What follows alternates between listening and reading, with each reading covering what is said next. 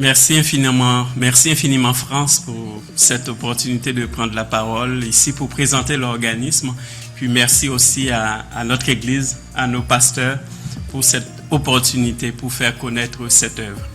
Alors pour ceux et celles qui ne sont pas familiers avec nous, donc moi c'est Jean-Rico Brutal, puis je suis accompagné de ma tendre épouse Solange Satire.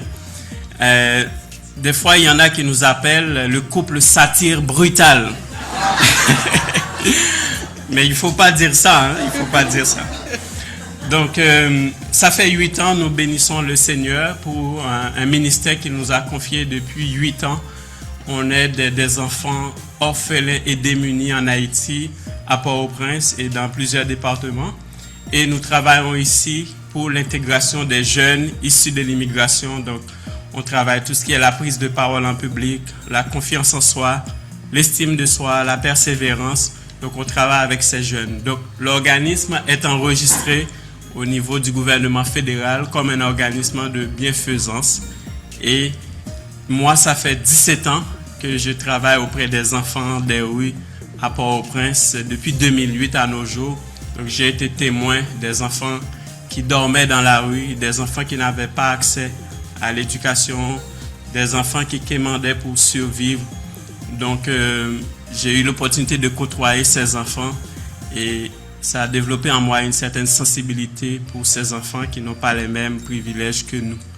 Et aujourd'hui, ici à Québec, on travaille, on fait des projets, des activités pour les jeunes. Vous pouvez regarder ici. Et notre mission est vraiment simple, offrir à chaque enfant une chance, une opportunité d'avoir accès à l'éducation et d'apprendre et de réussir. Vous pouvez reconnaître là le beau sourire de notre pasteur et puis Nina également qui soutiennent l'œuvre, là, qui participent à nos activités. On vous remercie. Donc, deuxième diapo. Alors, ici, c'est la réalité des enfants en Haïti. Imaginez un monde où chaque enfant pourrait se nourrir, au moins avoir 2 repas par jour ou tout simplement avoir accès à l'éducation.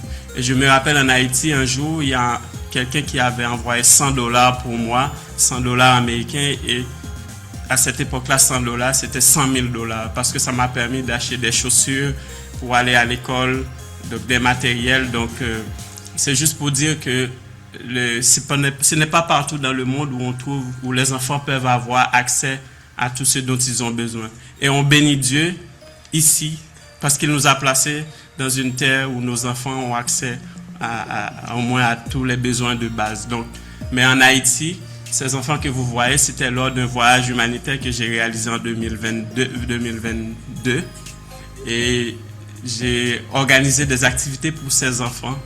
Et aujourd'hui, on a 50 enfants qui sont orphelins, qui ont un parrain.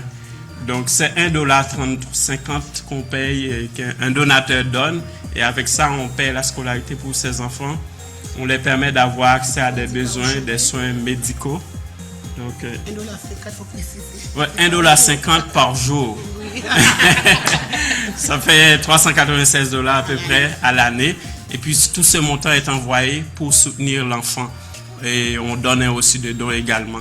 On a près de 500 enfants qui sont bénéficiaires des aides qu'on a envoyées, matériel, vêtements. Mais à cause de l'insécurité, on a dû arrêter tout ça.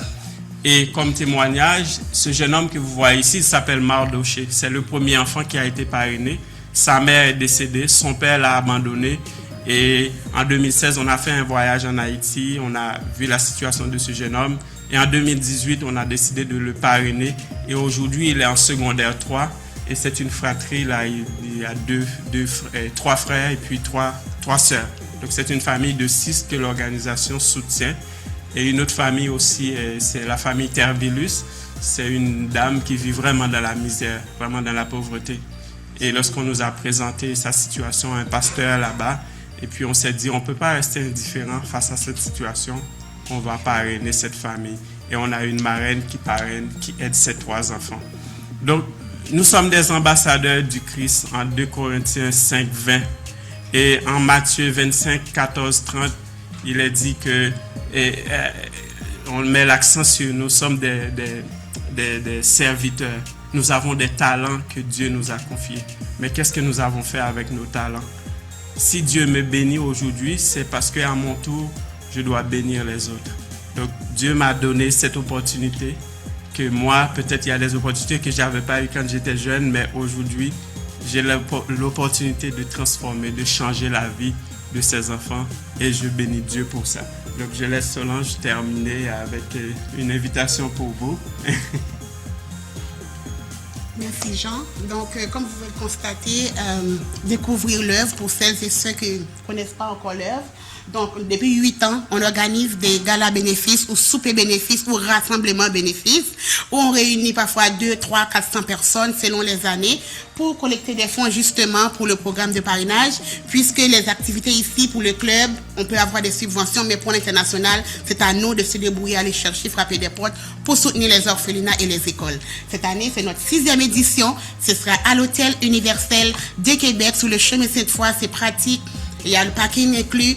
Tout inclus, donc je vous attends le 6 juin 2026 à 15h30 à l'Hôtel Universel où les enfants du club vont performer. On a une chanteuse qui va venir de Montréal, des pasteurs qui vont être là parce qu'on a fait une tournée des églises la semaine dernière. Donc venez nous soutenir, venez rencontrer des personnes qui partagent les mêmes valeurs que vous. Et pourtant, et puis en plus, c'est une œuvre qui répond aux critères, aux principes bibliques.